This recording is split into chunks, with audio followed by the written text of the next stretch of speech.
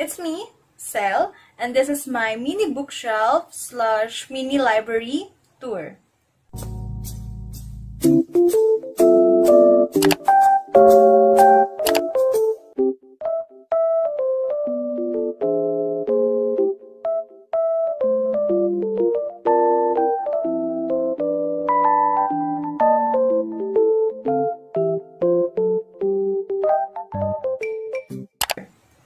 So, first things first, no, this is my first ever video kasi medyo awkward akong tao. Hindi ako sanay sa harap ng camera, kaya hindi ko rin alam kung ba't ko ginagawa itong kalokohan na to. Pero dahil ginagawa na natin to ngayon, tuloy na natin. So, I started reading when I was in elementary. Ang una kong binabasa noon ay yung mga booklets, yung mga tagka 10 pisong booklets. Kadalasan mga horror stories yon, like Sindak, ayan, dyan. Kaso wala siya dito, nasa kabilang bahay, so hindi ko mapapakita sa inyo yung actual, pero nasa akin pa rin siya. So, tagdi 10 pesos lang yon, tapos ang baon ko ng elementary ako, mga 20 pesos, tapos diba yung feeding nun, kailangan magbigay ka ng feeding sa teacher mo. So, medyo pahirapan mag-ipon ng 10 piso para makabili ng gano'n. And then, noong nag-high school ako, around 2014, nauso naman yung mga e-book files. Yung magpapapasa ka sa classmates mo or sa kapitbahay mo ng mga files, tapos dun mo sa phone mo babasahin. Kasi hindi pa uso yung mga cellphone na malalaki yung GB ng memory or mga high-tech na phone, kaya medyo hindi rin uso mag-download ng mga Wattpad apps. So, dun lang talaga sa mga pasa-pasa. At hindi ko rin alam na may Wattpad before. And then, years later, nauso na yung Wattpad, and doon ako nagbasa talaga sa Wattpad app.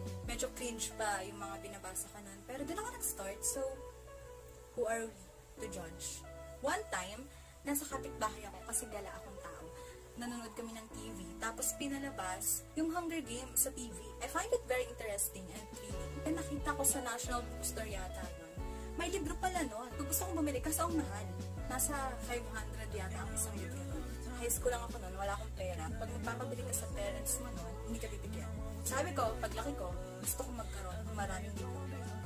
Ayun, ito na yan. Ang aking mini library for ilang taon kong kinuha-kuha sa kung saan-saan. Here's my mini library or bookshelf or whatsoever. And let's start the tour because that's the reason why you're here. Let's go! This is my mini bookshelf. This bookshelf was created by my dad. Thank you so much. I painted it white kasi any color looks good in white. And also it looks clean. So this is Princess Poppy and Branch from Trolls. As much as I want to buy Funko Pops, I cannot afford it as of now. It's a want, not a need. Let's start with this top left corner. As you can see, puro books with black covers ang nandito. I prefer to organize my books according to their height and series. I tried before yung random placing ng books pero hindi ako natuwa sa result, so here. I have The Invisible Life of Addie LaRue by V. Schwab. It's in hardcover format and my first book of the month purchase. What I like about BOTM books is that they have their logo on the naked cover along with the date on when it was published under them. Next is Sleeping Beauty by Stephen King and Owen King. It's so thick and also very heavy. I haven't read this one yet. I also have the second book from the ACOTAR series, The A Court of Mist and Fury by Sarah J. Maas. Its condition is not very good but also not very bad. I bought this at National Bookstore sale. The discounted price is 175 pesos but it has a 50% tag, so when I went to the cashier, I paid only 88 pesos. Sobrang steal. Next is The Fifth Wave by Rick Yancey. I bought this at Shopee for only 200 pesos. This book is about alien invasion.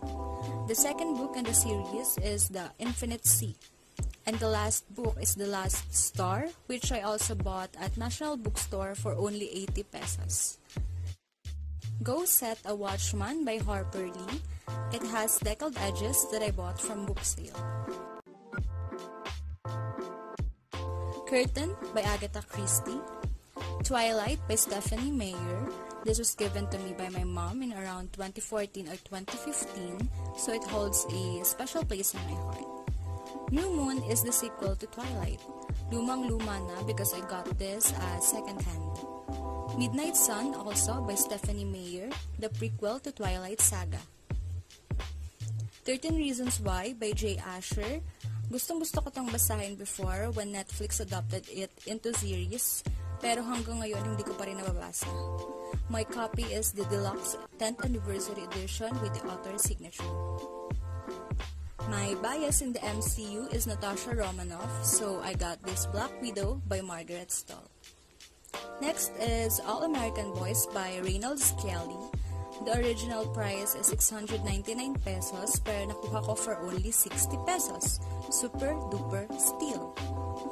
Last Year's Mistake by Gina Choka, given to me for free by someone very generous who was decluttering her books. Thank you so much po. Nerve by Gian Ryan from National Bookstore Big Blowout Sale.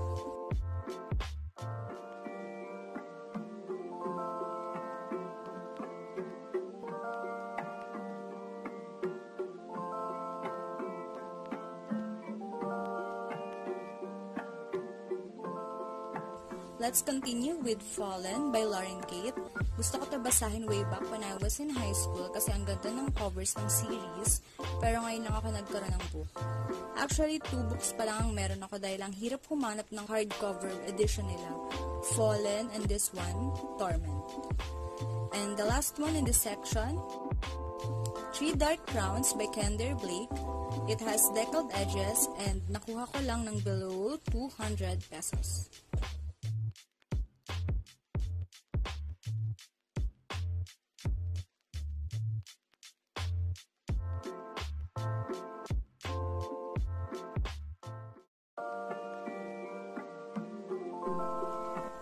Let's move on to the lower left corner. The first book here is The Ballad of Songbirds and Snakes by Suzanne Collins, the prequel to my most favorite Hunger Games series. I also own that series pero nasa friend ko kasi gusto niyang mabasa.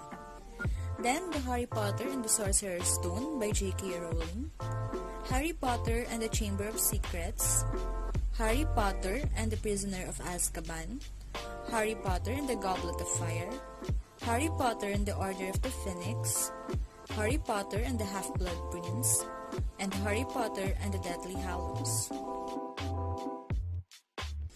Also, Divergent by Veronica Roth. I bought this series because I was into YA dystopian novels after reading Hunger Games. Insurgent, the second book in the series. Allegiant, the third book in the series. And 4, The Divergent in Tobias' Perspective. I also have the back set of the Maze Runner series. It includes The Maze Runner, The Scorched Trials, The Death Cure, and The Kill Order by James Dashner. I love the movie so much. And the last book in this corner is The Illuminae by Jay Kristoff and Amy Kaufman.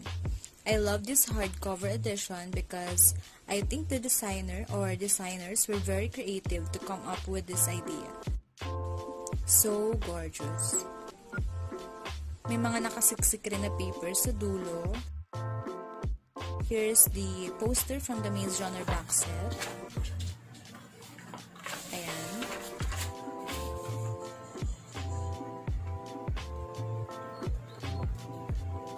And also a map of Grishaverse kasi I'm currently reading Ruin and Rising.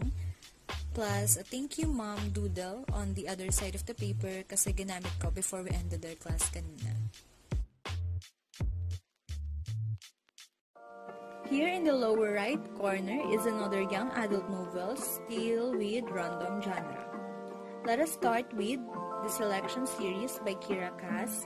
I have the first book of the series, which is The Selection, The Elite, the second book, The One, The Hair, Story of America's Daughter, The Crown, and The Siren. I also have the back set of Jenny Han's trilogy. It includes All the Boys I've Loved Before, P.S. I Still Love You, and Always and Forever, Lara Jean.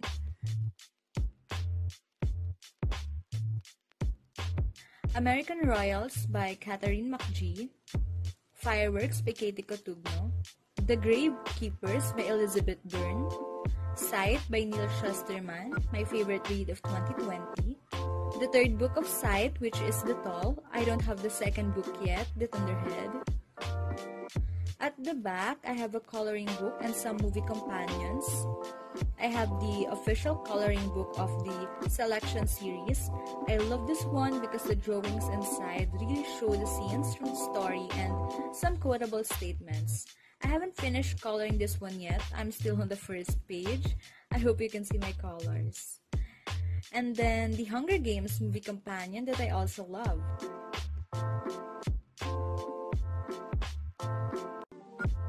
I got this at a very affordable price. It was supposed to be 100 pesos, but there's an 80% off, so the total price is only 20 pesos. And the official illustrated movie companion of Divergent, which I also think cost below 100 pesos only.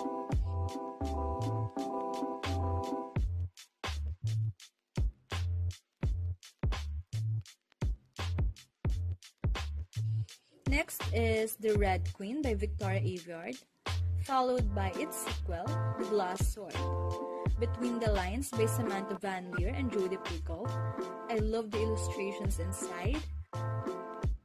Its sequel, Off the Page, is also pretty because the color of the text depends on who's narrating. Lastly, Still Me by Jojo Moyes. Its original price was 715 pesos, but I got this at 80 pesos. The only downside is it has a long tear here, but I put a tape on it and it looked great again.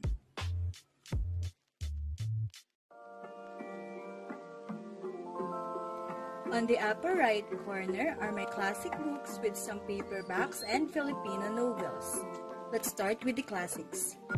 Persuasion by Jane Austen, The Picture of Dorian Gray by Oscar Wilde, Inferno by Dante Alighieri, Far from the Madding Crowd by Thomas Hardy, Great Expectations by Charles Dickens, Jane Eyre by Charlotte Bronte, Wuthering Heights by Emily Bronte, Little Women by Louisa May Alcott, Emma by Jane Austen, also by Jane Austen, Sense and Sensibility, and Pride and Prejudice.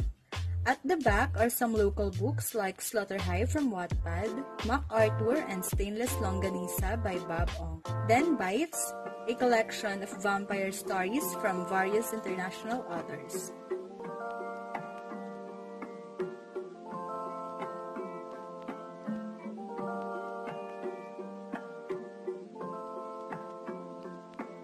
To continue, I have Alice's Adventures in Wonderland and Through the Looking Glass by Lewis Carroll, books by Arthur Conan Doyle such as The Adventures of Sherlock Holmes, The Memoir of Sherlock Holmes, and The Return of Sherlock Holmes.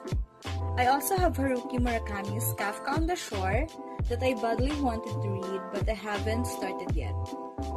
Next is John Silang at ang Tiyanak ng Tabon by Edgar Samar, Despereo by M. Abdian, What If It's Us by Becky Albertalli and Adam Silvera, A New Earth by Eckhart Tolle, The Museum of Heartbreak by Meg Leather, The Year We Fell Apart by Emily Martin. It has a dried flower inside because that's how sentimental I am. Some other books like Press Delete, Heaven, Civil War Ghost, and Waiting for Normal. I also have a box set from my favorite local author, Luwalhati Bautista. I bought this directly from her. It includes her best-selling novels like Bata Bata, Paano Ka Ginawa, Gapo, Desaparecidos, and Dekada 60.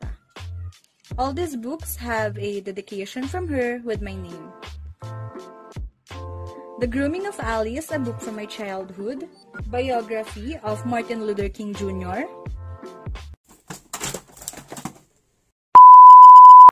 Making Money Made Simple that I haven't read yet, Books of Facts, Making Others Happy Even Though I'm Not Happy, and finally, the last book in this shelf tour, Read to Me, Raising Kids Who Loves to Read. I don't know why I have this book.